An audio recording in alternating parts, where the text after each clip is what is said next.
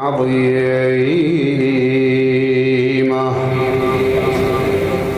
قال تعالى في كتابه الكريم: إنا خلقنا الإنسان من نطفة أمشاج نبتليه فجعلناه سميعا بصيرا. صدق الله العلي العظيم. يمثل التعرض القرآني للإنسان ظاهرة عجيبة بلا شك، فإن القرآن لا ينظر إلى الإنسان على أساس أنه موجود حي يختلف عن بقية الحيوانات بأنه يمشي على قدمين، وأنه مستقيم القامة، وأن له أظافر عريضة، وأنه يتكلم دون بقية الموجودات، وإنما هو موجود على درجة عالية من الغموض. وهذا يتبين لك من خلال ملاحظة الآيات التي قد يرى فيها الإنسان صورتين لنفسه وفق المنطق القرآني. بعض الآيات تتحدث عن الإنسان وأنه بمستوى حتى أعلى من الملائكة، والقسم الآخر من الآيات تتحدث عن الإنسان وتصرح بأنه أدنى حتى من بعض الحيوانات. فلنقف عند مجموعة من هذه الصور القرآنية من الآيات التي وصفت الإنسان بأوصاف راقية. الآية الأولى أو المورد الأول مجموع آيات وردت في سورة البقرة: وإذ قال ربك للملائكة إني جاعل في الأرض خليفة قالوا أتجعل فيها من يفسد فيها ويسفك الدماء ونحن نسبح بحمدك ونقدس لك قال إني أعلم ما لا تعلمون.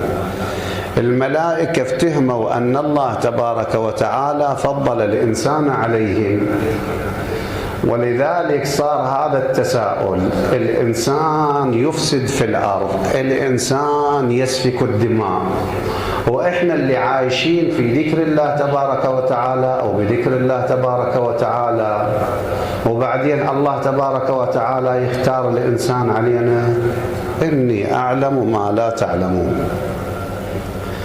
فإذا الإنسان اختير لخلافة الأرض على كل الموجودات حتى الملائكة. هو الذي جعلكم خلائف الأرض ورفع بعضكم فوق بعض درجات ليبلوكم فيما آتاكم. إذن مع وجود الملائكة مع وجود الجن، الله تبارك وتعالى اختار الإنسان على بقية الموجودات، وهذا بلا شك تفضيل للإنسان. الآية الثانية تتحدث عن أنه الإنسان عنده قابلية وظرفية للعلم ما موجودة عند كل الموجودات الأخرى. ونرجع من نفس الآيات اللي تحدثت على استخلاف الإنسان. الله تبارك وتعالى صحيح أول مرة قال للملائكة إني أعلم ما لا تعلمون، لكن ما ترك هذا المورد لحد ما بين لهم العلة تفصيلا: وعلم آدم الأسماء كلها. ثم عرضهم على الملائكة فقال أنبئوني بأسماء هؤلاء إن كنتم صادقين قالوا سبحانك لا علم لنا إلا ما علمتنا إنك أنت العليم الحكيم. قال يا آدم أنبئهم بأسمائهم. فلما أنبأهم بأسمائهم قال ألم أقل لكم إني أعلم غيب السماوات والأرض وأعلم ما تبدون وما كنتم تكتمون. هاي الآيات اللي أقنعت الملائكة من الناحية التفصيلية بقابليات آدم مو معلومة رب العالمين خلاها بذهن آدم، كان ما اقتنعت الملائكة، كان قالوا له يا ربي هاي المعلومة أنت خليتها عنده. سكتت الملائكة واقتنعت لأنه شافوا قابلية للعلم موجودة عند آدم ما موجودة عندهم. ولم تكتف الآيات بذلك حتى أمرت الملائكة بالسجود لآدم، فأطاعوا جميعا إلا إبليس لأنه لم يكن من الملائكة. هاي الصفة الثانية في مدح النوع البشري بالقرآن. الصفة الثالثة، الله تبارك وتعالى يقول الإنسان مختص بخصوصية بداخله أكو فطرة، فشيء من لوازم خلقته يمكن أنه يعرفه بالله تبارك وتعالى. وإذ أخذ ربك من بني آدم من ظهورهم ذريتهم وأشهدهم على أنفسهم ألست بربكم قالوا بلى شهدنا أن تقولوا يوم القيامة إنا كنا عن هذا غافلين. هذا قبل لا نجي للدنيا، فالشيء بداخلنا أكو موجود. بعضهم يسأل الإمام عن هذا حقيقته شنو اللي موجود بداخلنا، يقول له أنت فد مرة صرت بمأزق كبير وقلبك تعلق بفد شيء ما تعرفه يخلصك؟ قال له قال له ذاك هو الله. الروايات تقول بقيت المعرفة ونسي الموقف، ما نتذكر يمتى صار هذا الموقف، بس النتيجة مالته أكو معرفة بداخل نفوسنا أن الله تبارك وتعالى موجود. وإلا شلون يحذر الناس لما يقولون بلا شهدنا وبعدهم ما جايين للدنيا أن تقولوا يوم القيامة إنا كنا عن هذا غافلين مو جاهلين. ويغفل عن الأمر الموجود، أكو معرفة موجودة لكن غافلين عنها. ولذلك بالروايات الشريفة كل شخص في قلبه نكتة بيضاء، إذا أذنب خرج في النكتة البيضاء نكتة سوداء. النكتة البيضاء ذيك المعرفة الفطرية اللي ما نعرف حقيقتها شنو. تجينا منبهات برا، وهاي المنبهات من خلالها نلتفت إلى حقيقة واقعة أنفسنا سلمت بها قبل ذلك. هاي الخصوصية الثالثة اللي تمدح الإنسان وتميزه. الرابعة وفق القرآن الكريم أنه في شيء ما موجود ببقية المخلوقات. فالإنسان بالإضافة إلى كونه حي وإلى كونه حساس عاقل مدرك لنفسه بروح إنسانية، وحقيقة هاي الروح ما نعرفها. يسألونك عن الروح قل الروح من أمر ربي. الآية الشاهدة على هذا الذي ذكرناه قوله تبارك وتعالى الذي أحسن كل شيء خلقه وبدأ خلق الإنسان من طين ثم جعل نسله من سلالة من ماء مهين ثم سواه ونفخ فيه من روحه وجعل لكم السمع والأبصار والأفئدة قليلا ما تشكرون. المورد الخامس بناء على كل ذن الخصوصيات الأربعة، الله تبارك وتعالى يقول الإنسان اصطفيته من بين الموجودات ثم اجتباه ربه فتاب عليه وهداه، لأن أكو بي قابليات ما موجودة عند الكائنات الأخرى، فوقع الاختيار والاصطفاء لهذا الإنسان. صحيح هاي الآية نازلة بآدم لكنها تجري في غيره، الاصطفاء صار للنوع البشري مو لغيره. المورد السادس من موارد المدح للإنسان أنه صار معرضا لحمل الأمانة الكبرى، وأنه أوكل إليه إعمار الأرض واختيار الطريق المناسب لذلك، ثم بعد ذلك شاء أن يؤمن وشاء أن يكفر. إنا عرضنا الأمانة على السماوات والأرض والجبال فأبين أن يحملنها وأشفقن منها وحملها الإنسان إنه كان ظلوما جهولا.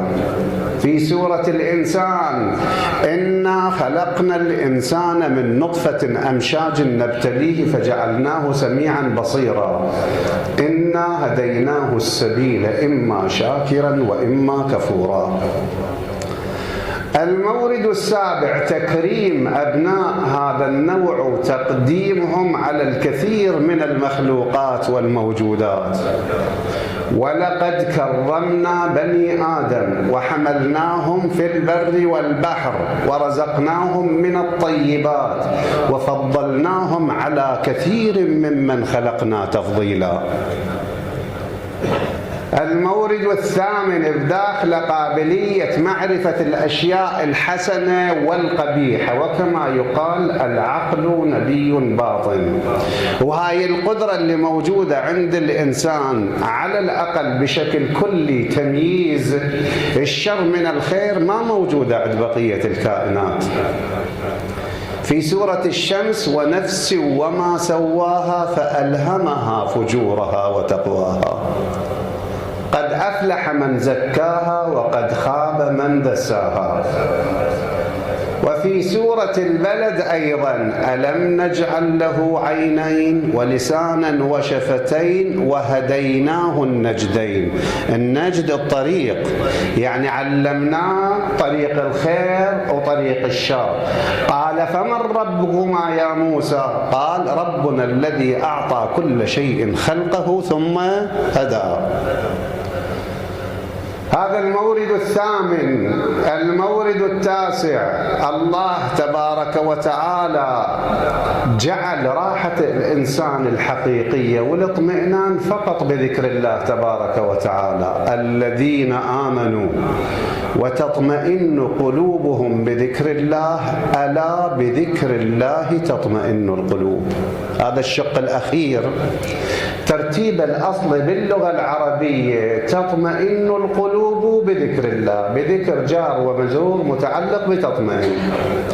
ليش صارت بذكر الله تطمئن القلوب؟ ما قال تطمئن القلوب بذكر الله، لأن هذا التقديم يقولون يفيد الحصر. شيء واحد فقط يخلي الإنسان مطمئن، الاطمئنان يصير لمن ينتفي الخوف. والإنسان الما مرتبط بالله تبارك وتعالى غير قادر لا على الطبيعة ولا قادر على دفع المزعجات وغير المناسبات. فالقلق يصيبه لأن ماكو ضمان الأشياء اللي يريدها تتحقق، الأشياء اللي ما يريدها ما تتحقق. يمتى يشعر بالاطمئنان؟ إذا رأى نفسه متعلقا بشيء قدرته ليس لها حد، وهذا ليس إلا الله تبارك وتعالى. ولذلك بعض الناس مرات تواجههم مختلف التحديات، لا يقلق ولا يزيده ارتباطه بالله إلا هدوءا وسكينة. رواية بمعاني الأخبار ينقلها الشيخ الصدوق، وأعتقد صاحب الميزان هم ينقلها عن معاني الأخبار، أنه في يوم عاشوراء كان الحسين وبعض خصائص أصحابه كلما اقترب الأجل تسكن نفوسهم فيقولون: انظروا لا يبالي بالموت. فيلتفت لهم، طبعا هم يسولفون عن نفسهم: وكنا كلما اقترب الأجل أعضاءنا تصير ترجف ونفوسنا بالتالي غير مستقرة. فيقولون: انظروا إليه لا يبالي بالموت. قال: صبرا بني الكرام فليس الموت إلا قنطرة يعبر بكم عن دار البؤس، إلى آخر الرواية. نظر للأمور يصير بشكل مختلف. كيف رأيت صنع الله بك؟ ما رأيت إلا جميلا. المورد العاشر اللي يمدح به الإنسان أن الله تبارك وتعالى سخر له ما في السماوات وما في الأرض، وهو الذي خلق لكم ما في الأرض جميعا. وفي آية أخرى: سخر لكم ما في السماوات وما في الأرض جميعا. هاي مجموعة شواهد لمدح الإنسان. بالطرف المقابل هم من ترجع تلقى أوصاف ما مذكورة لكائنات أخرى في الذم لبني النوع الإنساني. إنا عرضنا الأمانة على السماوات والأرض والجبال فأبين أن يحملنها وأشفقن منها وحملها الإنسان إنه كان ظلوما جهولا. ظلوما فعول صيغة مبالغة، يعني كثير الظلم كثير الجهل. إن الإنسان خلق هلوعا إذا مسه الشر جزوعا وإذا مسه الخير منوعا. هلوعا جزوعا منوعا بمورد واحد. وكان الإنسان أكثر شيء جدلا، وكان الإنسان قتورا، وكان الإنسان كفورا، وكان الإنسان أكثر شيء جدلا، وكان الإنسان عجولا. هذا الإنسان يستحق هيك مدح ومنك يستحق هيك ذم. الحقيقة شنو؟ الحقيقة أنه الإنسان موجود من ينولد بقابليات، وهاي القابليات كون يطورها، لأنه في جملة من الموارد بل أكثر الناس ما تعرف قابلياتها شنو، فيريد لها اللي يمكن أنه يهيئ البيئة لو يكشف لها عن هذا المستوى. قد أكو شخصيات على مستوى فني على مستوى رياضي بالصدفة اللي يتابع، اكو بعض الملاكمين ما كانوا يم هذا العالم لكن بالصدفة دخلوا هذا المضمار واخذوا قاموا ياخذون جوائز عالمية. الازعر اسماعيل الازعر المغربي، تايسون الامريكي، غيرهم مثل بالصدفة صار فد موقف. نفس الشيء الاهداف اللي تريدها الاراده الالهيه من عندنا. ترى ما يسوى أنه الإنسان يعيش 70 80 90 سنة وتاليتها يكتله العوز والحاجة إلى الآخرين، قومه ما يقدر يقوم، حركة ما يقدر يتحرك. شنو قيمة الحياة لو ما أكو وراها آخرة؟ ويمكن أن الله تبارك وتعالى يمن علينا هناك بنعمة كبيرة. شنو قيمة الحياة إذا ما توصل بها إلى مستويات من الإنسانية؟ ما يعرف الحياة اللي يشلب بالحياة بس لأجلها، واللي يعرفونها يقول شنو أحسن شيء عندكم بالحياة؟ تسلطون على الناس خلافة، هاي خلافتكم أهون علي من عفطة عنز. أمير المؤمنين صلوات الله وسلامه عليه. وبالمنطق الإلهي بالحديث القدس، بالحديث عن الأئمة المعصومين عليهم السلام، كانوا يقولون لو كانت الدنيا، وهذا حديث قدسي عن الله تبارك وتعالى، تعدل عندي جناح بعوضة لما متعت بها كافرة. جناح بعوضة ما تسوى الدنيا. فالله تبارك وتعالى هو الخالق الإنسان، ولقد خلقنا الإنسان ونعلم ما توسوس به نفسه ونحن أقرب إليه من حبل الوريد. وإحنا نعرف اللي يمكن أنه ينفع الإنسان ويطوره، والبرنامج علينا، والوسيط اللي يجيب البرنامج الأنبياء صلوات الله وسلامه عليهم. فالجهة المخططة والتندر يجينا من السماء، والجهة التنفيذية أنت. من شاء يؤمن ومن شاء يكفر باختيارك أنت. وما ظلمناهم ولكن أنفسهم يظلمون. هذول بالتالي اللي يستحقون المدح، اللي استفادوا من هاي الفرصة وطبقوها. والعصر إن الإنسان لفي خسر إلا الذين آمنوا وعملوا الصالحات وتواصوا بالحق وتواصوا بالصبر. ولقد ذرأنا لجهنم كثيرا من الجن والإنس لهم قلوب لا يفقهون بها ولهم أعين لا يبصرون بها ولهم آذان لا يسمعون بها أولئك كالأنعام بل هم أضل. اللي يلتزم يستحق المدح، اللي ما يلتزم كالأنعام بل أضل. في سورة التين والتين والزيتون وطور سينين وهذا البلد الأمين لقد خلقنا الإنسان في أحسن تقويم ثم رددناه أسفل سافلين إلا الذين آمنوا وعملوا الصالحات فلهم أجر غير ممنون فما يكذبك بعد بالدين أليس الله بأحكم الحاكمين. قابلياتنا بلا شك مختلفة عن بقية الموجودات، والجهات اللي نختلف فيها بعضها أصلها موجود عند الحيوانات أجلكم الله، لكن اللي عند الإنسان غير. جهة العلم نختلف بها مع بقية الموجودات واحد. الأشياء التي تجذبنا نختلف فيها اثنين.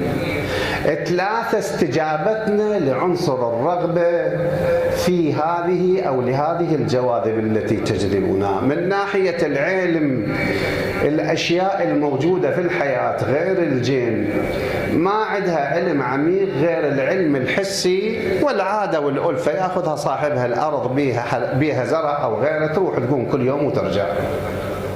أما الإنسان يقارن ويستنتج، وعلى هذا الأساس يكتشف قواعد كلية، ومن خلال هاي القواعد ممكن حتى أنه يصل إلى الله تبارك وتعالى. سنريهم آياتنا في الآفاق وفي أنفسهم حتى يتبين لهم أنه الحق، وفي كل شيء له آية تدل على أنه واحد.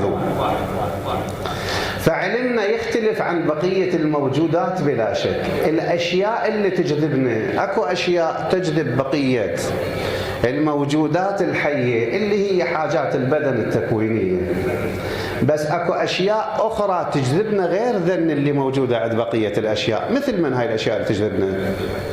مثلا حبنا للعلم والارتباط به. عشرات الآلاف من الناس انشغلت حياتها كلها على مود تكتشف لها فد شيء، لو تكتب لها فد شيء دون أن تفكر في أنه هذا يسبب لها عائد مادي بعد ذلك، لو لا يسبب لها نفع، لو لا.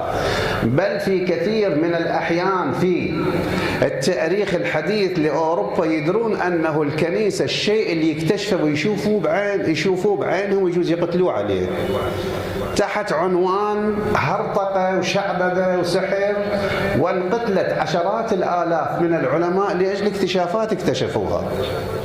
ومع ذلك ما بطلوا من العلم، بطلوا من المسيحية، وبعضهم صار معادي للدين لأنه وقفت أمام اكتشاف حقائق بنظرهم صارخة لا تقبل الشك. شلون أقبل الدين؟ يقول لي هذا اللي اكتشفته وشفته بعينك هذا لا تعتقد به وأنا أعاقبك لأنه اكتشفته. اللي بعض جماعتنا تأثروا وقاموا يعممون لكل الأديان، وهذا قطعا مو صحيح. هذا أولا. الشيء الثاني، المبدأ الأخلاقي من الناحية العملية موجود عند الإنسان، ما موجود عند بقية الموجودات. دون أن يفكر الإنسان بأنه هذا يجي وراء نفع لو ما يجي وراء نفع. كافرة لا تعرف الله تبارك وتعالى ولا الآخرة، مثل الأمم بشرق آسيا، ومن أفضل الأمثلة الصين لا دينيين ترى ما عندهم، بس المسلمين والبوذيين اللي هم بالتبت مو بالصين، أصل الصين. فدولة ملحدة يقولون ناسهم، عامة ناسهم لا يقولون بوجود الله تبارك وتعالى، بس قل لي أفعال الخير والأعمال التي تنشأ من مبدأ أخلاقي سقطت عندهم؟ لا بلا شك. والأخلاق اللي موجودة عند الكثير منهم في بعض الجزئيات ما موجودة حتى عند أهل الأديان. عند العالم الغربي وأوروبا الآن احترام للأب ماكو، حتى بالاسم يصيحوا له، وطبيعي كلش يعني يشيل والده ويخليه في دور العجزة. وشفت كورونا من اجت ايش قد اخذت من ذول الشياب، الآلاف منهم صار بالجملة الموت بيهم، بس يردون واحد يمر عليهم. لذلك يفضل الغربي أجلكم الله يربي له حيوان ولا يربي له ولد ويتعب عليه. ولذلك ظاهرة صارت عند الكثير منهم عنده أولاد، لكنه الثروة اللي عنده يوصي بيها في بعض الأحيان حتى يوصي إلى قطة إلى كلبة، ويقولون أغنى قطة بالعالم أغنى كلب بالعالم، ولا يطيع ولده. هاي الرابطة ما موجودة وما يستحق، لأنه ما يوقف له مرور ما يمرون يسلمون عليهم. سنوات مرات ينتظر واحد من ولده يسلم عليه ماكو، ما حد يجي له. بينما هذا العالم الشرقي اللي ما يؤمن بالله تبارك وتعالى كثير من البرامج يطلعون الصين اليابان يترك وظيفته ويترك مرات عياله على مود يداري والده ووالدته إلى أن يموتون. فالأخلاق مو بالضرورة لها ربط بالدين، حتى النبي صلى الله عليه وآله وسلم حينما يريد أن يعلل بعثته يقول إنما بعثت لأتمم مكارم الأخلاق. يعني مكارم الأخلاق كانت موجودة عند هؤلاء الناس الذين يعيشون بطريقة الجاهلية، وأنا اجيت حتى أكملها. فالمبدأ الأخلاقي موجود عند الإنسان وما موجود عند بقية الموجودات، حتى ولو لم يكن ذلك من منطلق ربح ونفع يعود عليه بعد ذلك. وتسمعون اكو بعض الاشياء عند هؤلاء الناس اللي ما تحس يعني ملتزمين بالدين واعمال الخير. طب الفترة الاحصائية لبعضهم بيل جيتس هو وعياله المؤسسة الخيرية مالتهم متبرعة بالمجموع ما يصل إلى 54 مليار دولار، والكثير من هؤلاء مشخصين أموال بكميات هائلة جدا. ترى والمليار رقم مو سهل إخوان، مليار دولار، عشرات المليارات حتى مؤسسات خيرية لخدمة الناس. بعضهم يقول لك أنا أول وتالي يأخذون ضريبة، خلي أنطيها المؤسسة الخيرية حتى لا يأخذون منه ضريبة. ليش؟ مسوي له عمل خير بالتالي وطريقة معينة بها إعلام إليه، لكن كثير منهم الأموال اللي ينطيها أكثر من الضرائب التي تثبت عليه، لأنه الإنسان مجبول على ذني، وهذا بغريزة الإنسان ممكن يدفنها من خلال تمسكه بالدنيا إلى حد بعيد، لكن ما تموت. ذني لوازم بخلقته ما تفارقه. هذا المبدأ الثاني اللي يعتبر جاذبا للإنسان وما موجود عند بقية الموجودات. الثالث الجمال. الجمال حاكم علينا، البحث عنه بشكل مو طبيعي. الآن إذا تشوف أنت أشيائك حاكم عليك حب الجمال، من أبسط الأشياء الدقمة مال قميصك إلى أكبر الأشياء، البستان، الضيعة، سيارة حديثة ممكن تمشي أمور الواحد اللي أموره كلش مرتبة في الدفتر، يروح السيارة ياخذها ب 15 ب 20 دفتر. اكو سيارات بمليونين وبثلاثة، والناس تشوف هذا حق كلش طبيعي إله. تدور لك على قطعة قماش تستر بدنك وخياطها حلو وشكلها زين، لكن بالتالي اكو بعض الخصوصيات بنظرهم ويعتبر فد شيء من التميز لو صفة جمال، مستعدين انه جنطة تشيلها النساء ب50,000 دولار، فلوسها تشتري بيت، بس ما يشوفونها محرامات. لو مثلا قميص معين بلوز يشتروه من هاي بعض الحيوانات الألبكة وذن خواتها الاثنين، الحيوانات اللي تشترك ويا الإبل بأصولها، هذني ياخذون الصوف مالتهن مالت الوحدة يعادل 20,000 دولار على مود يحوكوا لهم منه فد قطعة لباس وحدة، ويجوز هم يلبسوها مرة واحدة وبعد ما يلبسوها. إذا تريد جمع بكسور تشوف مصاريفك بلا مبالغة أكثر من 90% من مصاريفنا مو حاجات أساسية، مو حاجات أساسية، لأن إحنا بالتالي الله تبارك وتعالى خلقنا مجبولين على حب الجمال، بينما هذا ما موجود بالموجودات الأخرى. الأمر الرابع من الأشياء التي تحركنا سببها معرفتنا، ومن معرفتنا افتهمنا أنه أكو أشياء بهاي الدنيا ما نقدر عليها، وبنفس الوقت افتهمنا أنه أكو جهات تقدر عليها، فلا بد من كسب رضا تلك الجهات التي تقدر عليها. وهناك تجليات مختلفة، واحد يقول الجهة اللي تقدر على كل شيء هي الله تبارك وتعالى كما هو الحق وهو ما جاء به الأنبياء صلوات الله وسلامه عليهم.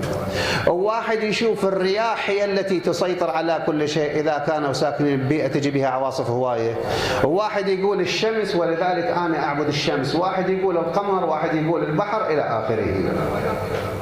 بعضهم هالشكل يقولون إن الله اختفى خلف سعاد وليلى، يعني ذولا الناس اللي تشوف أو الحقائق برا اللي تشوف فيها كمال، أنت بداخلك طالب الكمال، وبنظرك الكمال يتوفر عند فلان وفلان، الكمال المائل أحد بس عند رب العالمين. فهذا الكمال اللي عبالك يحقق لك فلان، جهة، حزب معين، قائد معين مثل فرعون لو غيره، لو ظاهرة من ظواهر الطبيعة، أنت عبد ذيك القدرة، والقدرة اللي هي موجودة عند الله تبارك وتعالى، فيرى أنه ذيك الجهة المسيطرة اللي يمكن أنه تجلب له كل خير وتبعد عنه كل شر هي التي تستحق الخضوع والعبادة، وهذه ما موجودة عند الموجودات الأخرى. هذا فيما يخص أصل الجاذبات اللي عند الإنسان، وقلنا تختلف عن بقية الموجودات. بالنسبة للنقطة الثالثة، إيش قد تأثر علينا الجاذبات؟ أجلكم الله الحيوانات بمجرد ما تشوف طعام جوعانة تتحرك باتجاه سدرة ما فيها، عطشان تشوف المي تروح له. البشر عنده حاجات ونفسه بالتالي تتوق إلى رفع تلك الحاجات، لكنه يحكم عقله في أنه يستجيب أو لا يستجيب. فالأمور بالتالي عند الإنسان ما تنتهي في حدود رغبة وجدت في نفسه فيستجيب لتلك الرغبة، وإنما هناك مانع تفكيره بالأشياء وعواقبها والمناسب وغير المناسب دون عناوين شرعية في بعض الأحيان، من جهة كونك إنسان إذا فد واحد من عائلة محترمة محترم لو كانت للجوع ما يوقف بمطعم وهو واقف ياكل. ليش؟ عنده رغبة شديدة، عنده حاجة، الأكل يجذبني بس ما يناسبني قدام الناس آكل وأنا واقف. وهكذا الكثير من المفردات، تعبان وأريد أتحرك والدنيا حارة وأروح لفلان مكان، يجي فد واحد على دراجة حج تفضل، لا أبويا ما أصعد، كاتل التعب والحار ومريض، لكنه الرغبة بالوصول، الرغبة بالراحة وحدها مو كافية. جاذبية الراحة محدودة بإدراك العقل، هذا يناسب لو ما يناسب الإنسان. اتطور العالم الغربي هواي بس تركيزهم صار على الحاجات المادية، أبد ما التفتوا لأنفسهم، وهذا اللي ضيع الناس إلى حد بعيد. والإنسان ترى إذا خسر نفسه كل شيء ما ينفعه إذا وجد الدنيا بأكملها، شنو نفعه وشنو فوزه إذا خسران روحه ورابح لبعض الأشياء الأخرى، مو ربح. أمير المؤمنين عليه السلام يقول معرفة النفس أنفع المعارف. في مقالة أخرى عجبت لمن ينشد أو ينشد ضالته كيف لا ينشد نفسه. ليش ما يطلب يتعرف على نفسه أول مرة؟ خططنا المستقبلية لنفسنا لأولادنا ما تدخل بها هاي الحسابات إلا بشكل نظري. خليه يروح ابني يكمل دراسة، مو ضد الدراسة، بس ابنك مستعد يقاوم بذيك المغريات لو لا؟ بنتك مستعدة تتحمل ذيك الضغوط اللي راح تصير عليها ببيئة غير مناسبة لو لا؟ ومرات العقل الجمعي يحركنا، خلي تروح الهندسة، ابو على مود شنو هندسة؟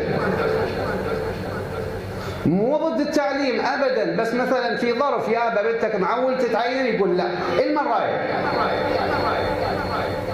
غربة ومصاريف وخطورة، ومرات هم احنا ما تعبنا عليهم وربيناهم بالبيت كله بالخوف، لا تسووا كذا لا تسووا كذا، اذبح اصلخ.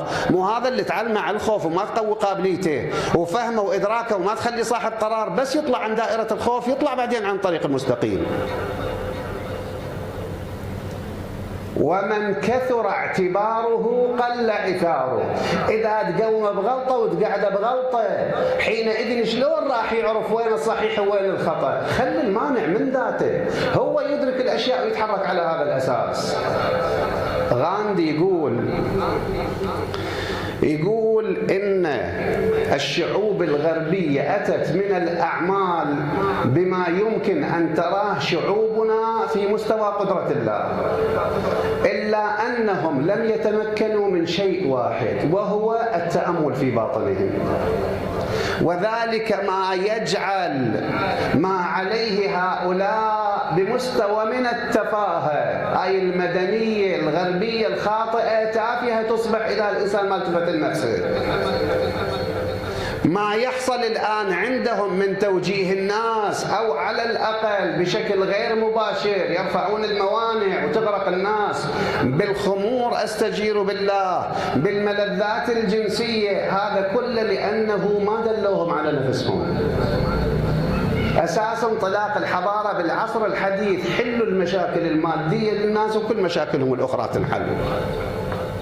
وانحط العالم أجلكم الله إلى مستوى صار حتى البابا يقول ذول الشابين أبناء الله. وخطيئة بس مو جريمة هذا اللي قاعد يسووه.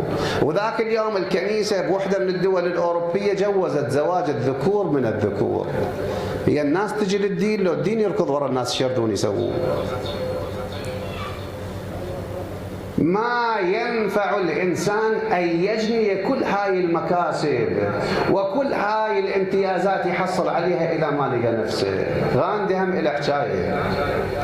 غاندي يقول بالتالي أكو شيء واحد مهم يتمثل هذا بأنه الإنسان يعرف نفسه. إذا عرف نفسه عرف الدنيا. وأكو قوة واحدة وحرية واحدة وامتياز واحد هذا يحصل الإنسان إذا قدر يسيطر على نفسه وعرفها. القدرة الحقيقية هنا إذا سيطرت على نفسك حينئذ أنت الأمور يمكن الأخرى كلها السيطرة عليها. أعدائك برواياتنا نفسك التي بين جنبيك، فإذا قدرت عليها كنت على غيرها أقدر. وما يصير الإنسان يريد يجمعهن اثنيناتهن. منطق القرآن وماذا بعد الحق إلا الضلال. ما جعل الله لرجل من قلبين في جوفه. نسوا الله فأنساهم أنفسهم. على تعبير بعض الكتاب العرب يقول هذا الاضطراب البلغار لأنه عايشين على الأرض ما مستقرة، يعني قرار فكري ما عندهم، مجوفة. ولذلك تشوف هاي حالات الاضطرابات اللي موجودة رغم كل الخصوصيات وتحسن الحالة المادية إلى حد كبير. كل يوم وسمعت لك واحد شايل بندقيته ورايح على أطفال صغار بمدرسة كاتلهم، لو ناس بالشارع كاتلهم. منين إجا هذا؟ إجا من الضياع، لأنه ما لقى نفس الإنسان. هاي النفس اللي الله تبارك وتعالى أعدها لكي أو هيئها لكي يكون خليفة لله تبارك وتعالى وأفضل من الملائكة، تستعمل بهذه الطريقة مع الآخرين. حتى اللي يحكي بالأخلاق من أتباع تلك المدارس معروف بيرتراند رسل، هذا فيلسوف عاش بالقرن الماضي، مو هو صار له توفى. كان يقول أنه إحنا نتعامل بالأخلاق ويا الآخرين لأن محتاجينهم، بس تنتهي الحاجة بعد ماكو داعي. وبنفس الوقت كان يطلع مظاهرات ضد الأمريكان أيام الحرب الفيتنامية. فأنت ذاك مبدأك الأخلاقي ليش تشكل على الناس؟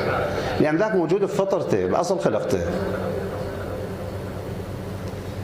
إن الإنسان على نفسه بصيرة ولو ألقى معاذيره لا تحرك به لسانك لتعجل به. على كل حال هذا الواقع كل واحد من عندنا يمثل مشروع لله تبارك وتعالى في الأرض، وهذا المشروع مشروع كبير. وأخاف أنت ما عارف قدر نفسك، وخاف أنت يعني مو مهم لك مستقبلك، ترى هواية مهم لله تبارك وتعالى.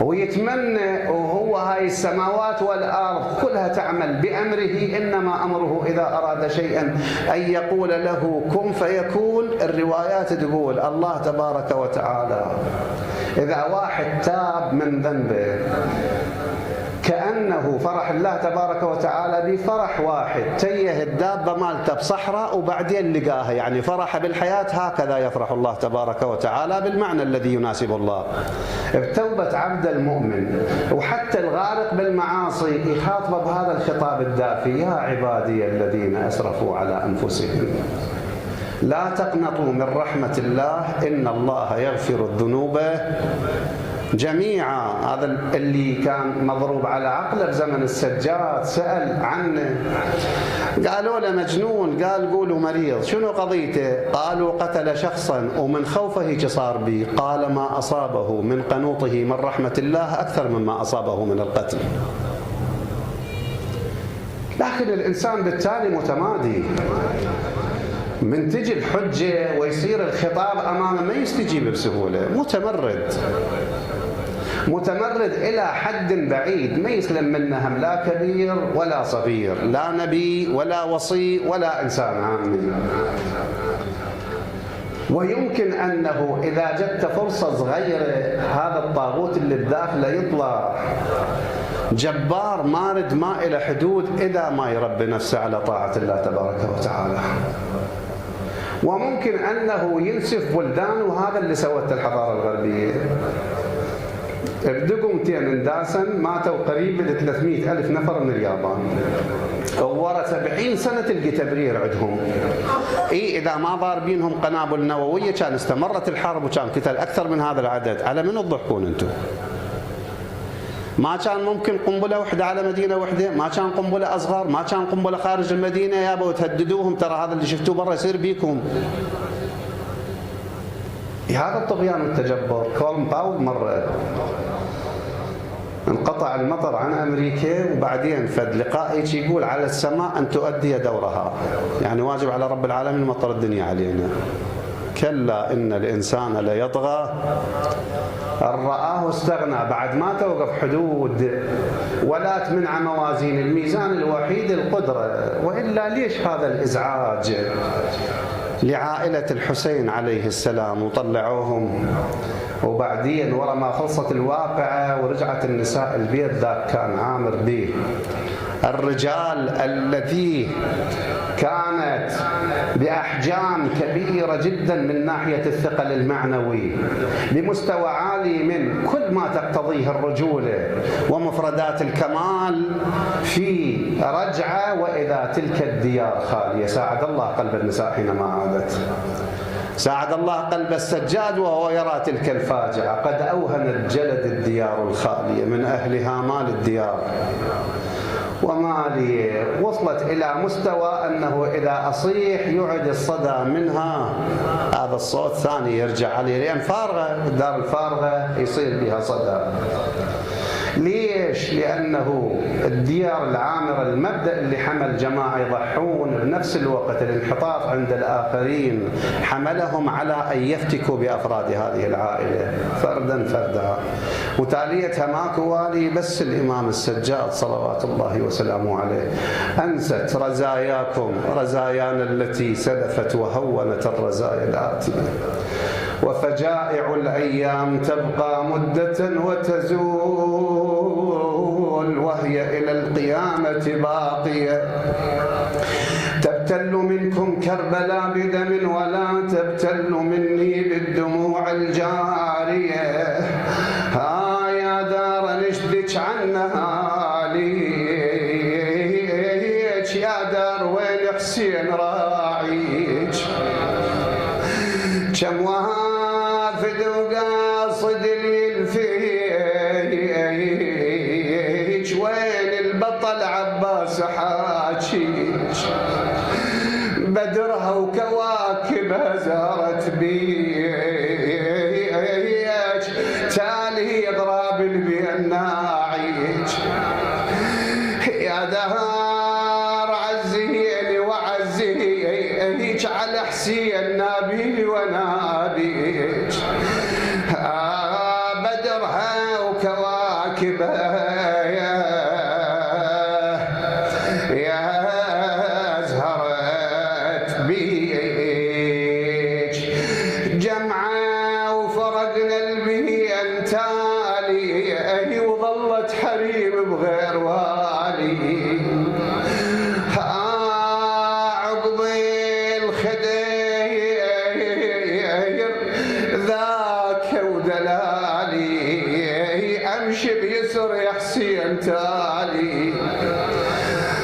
أنست رزيتكم رزايانا التي سلفت وهونت الرزايا الآتية. نسألك اللهم وندعوك بمحمد وآل محمد عليك أن تصلي على محمد وآل محمد، وأن تنصر الإسلام وأهله، وتعز المسلمين وترفع رايتهم وتوحد كلمتهم.